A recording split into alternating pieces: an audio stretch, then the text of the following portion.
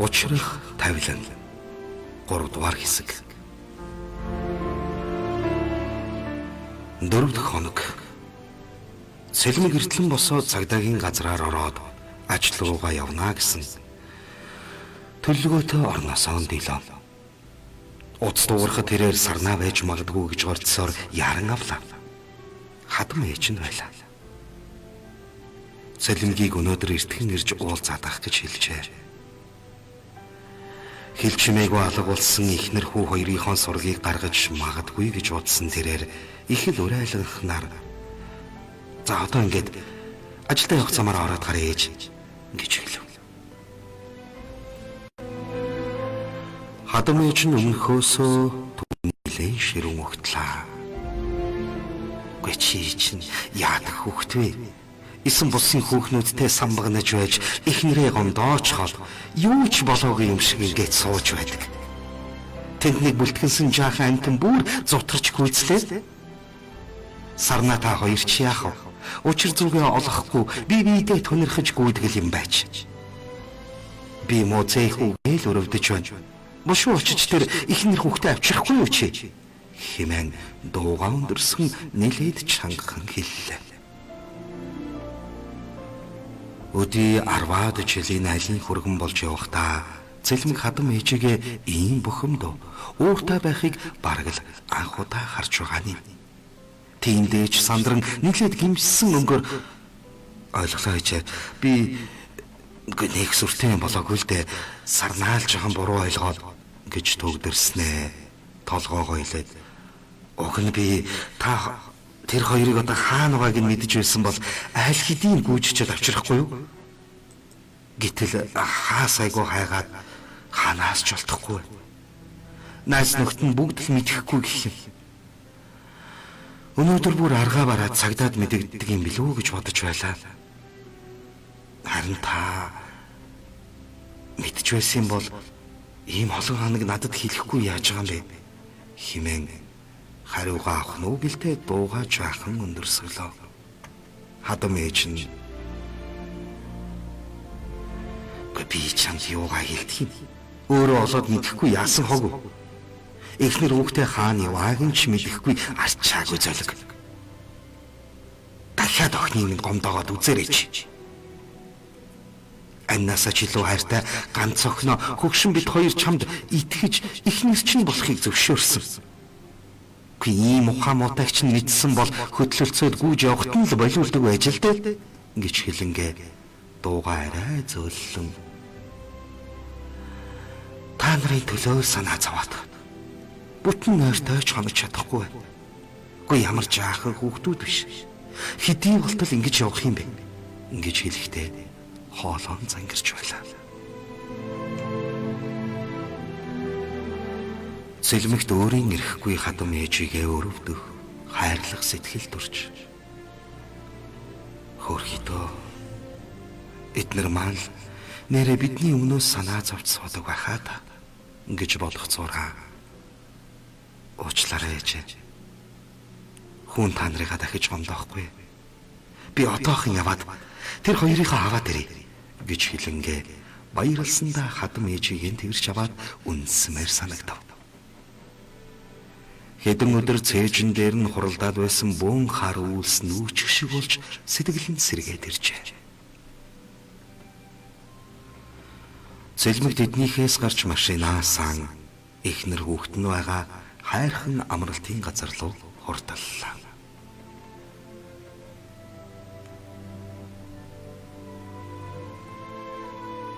Чингүн аавыгаа сансан гэж жигтэйхэн харин сарнаа Цэлмгийг ирсэнд дотроо баярлаж байсан ч түүнийгээ мэдрүүлэхгүй хичээн айлуулах хүндий хүйтэн өнгөөр харцаж байна.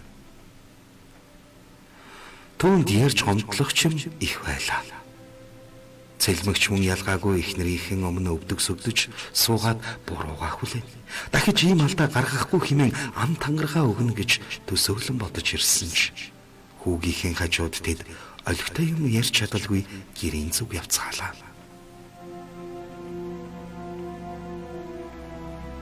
Мөн гэртээ ирээд ч сарнаа Цэлмэгтэй нэг л хүндий байлаа.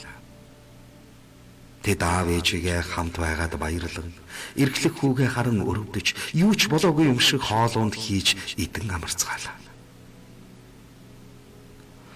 Цэлмэг хүүтэйгээ тоглож наадсаар орой болгов. Тэгээд Чингүнийг эмээ өвөө гинтэн хүргэж хуйрууллаа. Чингүн ч энэ олон хоног эмээ өвөөтэйгөө уулзаагүй болохоор тэднэр дээрээ очно гэхэд хачин дуртай байв. Харин Цэлмэг Сарнаа хоёр нэг газар хамт хоолнд орж юмунга ярилцахаар боллоо. Аль аль нь ингэж суухыг хүсэж байсан тул Сарнаа нөхрийнхөө саналыг хүлээж авав.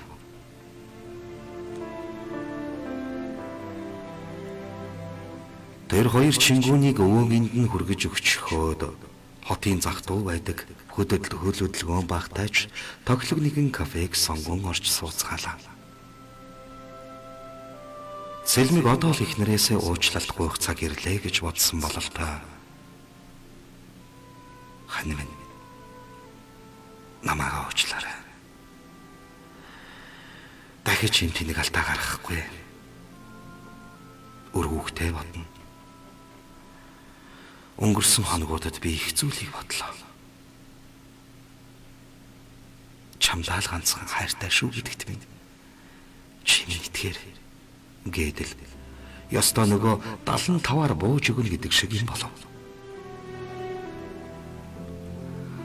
Сарнаа энэ талаар ярилцах бүрт тэр нэг бороотой өдөр Цэлмгийн ажил дээр болсон үйл явдал нүдэнд нь харагдаад хичнээн уучлахыг хүсэж байсан ч түүнд дэндүү их гомдсон зүрх сэтгэл нь уучлах чадахгүй байв.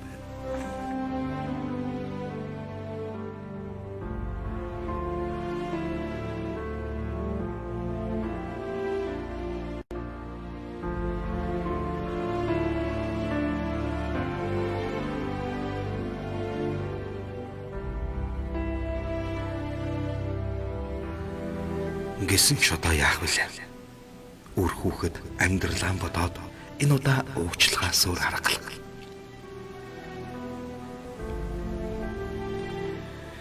Цэлмгийн яриаг сонсох бүрт улам ихээр урсан гарах гомдлын нулимсаа тэрээр арчихыг хүссэнгүй. Бүгдийг нэг мөсөн урсан гаргахаар шийдсэн мэт чимээгүйхэн мэгшиж яг л хөшсөн мэт хөдөлгөөнгөө сууж байв.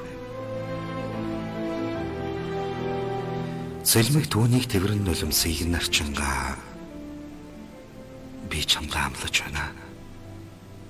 Дахиж чинийхээ энэ хоёр хөөрхөн нүднээс нулимс унахахгүй.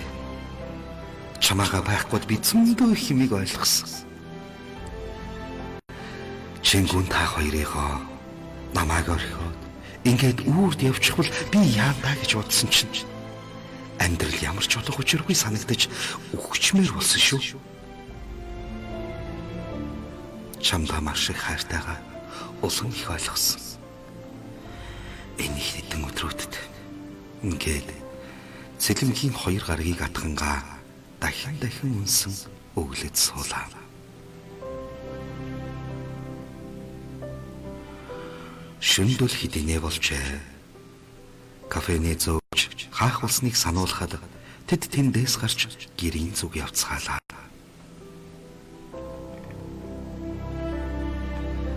Сэтгэл нь амарч хонсон Цэлмэг эртхэн босоод эхнэрийнхээ хийж өгсөн цайг дуглан угаад ажилдаа явлаа. Олон хоног гадуур дотуур тавгүйдэж гүйсэн тэрээр өнөөдөр ажлынхаа нилээдийг нь амжуулахаар шийдэн дуу аялсан шигээ ширээнийхэн ард бичиг цаасаа эмхлэн сууж байлаа. Тэрээр хаалга дууран хүн орж ирэх шиг болохоор нь хэн ингэж зөвшөөрлгүй орж ирдэг байна хэмээн гайхан өнгийн харвал хажууна инээд алтан зогсож байна. Цэлмэг сүүлийн хэдэн өдөр хажуунаг бараг мартжээ. Тиймээс гинэд ороод ирэхэд нь гэмт хүн гэлбэлцэн гихчээр цочих шиг болов. Чи юу жоо химэн урд нь өмнө харцаж байгаагүй юм шиг огтөөр өнгөөр асуухад халуунаа нилээд гайхсан янзтай. Би одоо энд орж ирж болохоор хэлсэн үү? чамайг хэдэн өдөр харагдахгүй болохоор ч санаа зовоод ороод ирсэн. Чи ашгүй байж байж. Яасан? Их нэртэй баригдаад гэрийн хорионд ороо юу?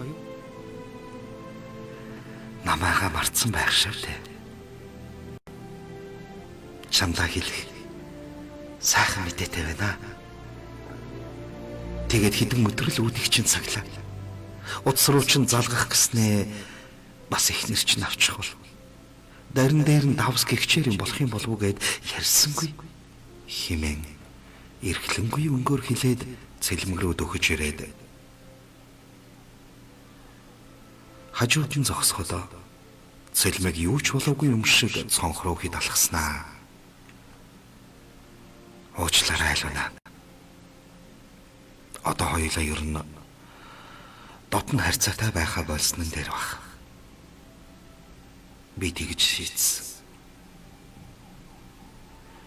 Чи намайг ихнэр хөөгдтэй гэдгийг угаасаа мэдэн шүү дээ. Ажлынхан чи юу гэж бодох юм? Ер нь л бали. Тэгээд ч онцгийн шаардлагагүй болоо. Манай өрөөрөө битгий орж ирж байгаарай. Химэн эрс шийдэмгийн өнгөөр хилээд цонхоор юм харан зогсох нь түүнийг эндээс хурдан гараасаа гэж юу мэд санагдана. Сэлэмгийн энэ үгэнд халуунаа нилээд игдүүцсэн шинжтэй саяхан гин томоогүй өнгөөр эрхлэн инэвхийлж байсан харцаа нилээн ширүүн болгоод анхнаасаа чи ихнэр хүүхдтэй гэдгээ мэдсээр байж надад хайртай дуртай ихнэрээсээ салаад суун энтэр гээд гүгэд байсан биз дээ. Одоо болохоор нэг сүрхий ухаарч гэж би чамд хэрэгтэй үед чинь хэрэг болчиход хэрэггүй үед чинь зүгээр гологдоод газар тунчих чихрийн цаасаа.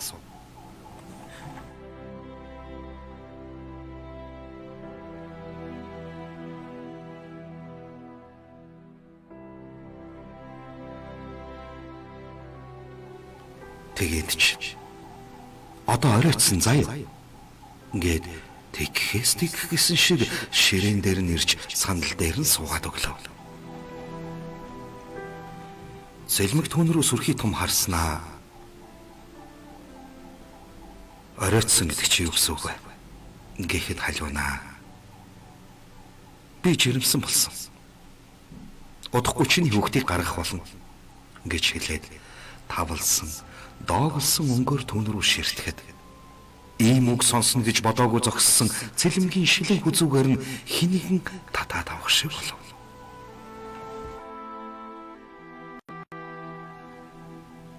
Чи тоглож байгаа байлгүй дээ. Ийм хурдан болно гэж юу гэдэг юм? Хэрвээ болсон байлаа гэж бодоход наад хүүхдээ гаргаж болохгүй шүү.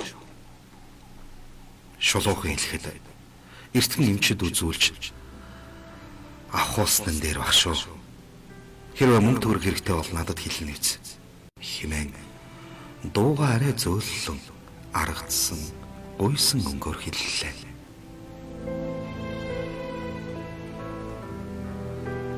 Халуунаа юу ийм эртгэж бид хоёр дотносоод бараг 2 жил болж байна.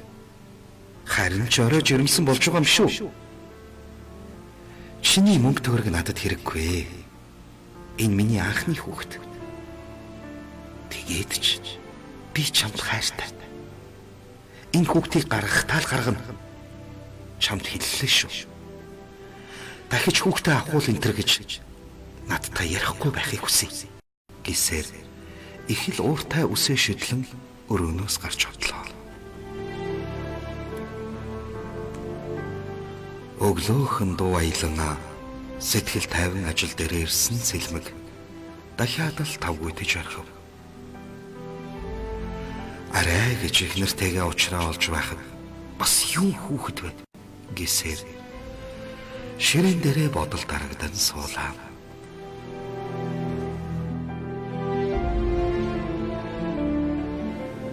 Үргэлжлэл би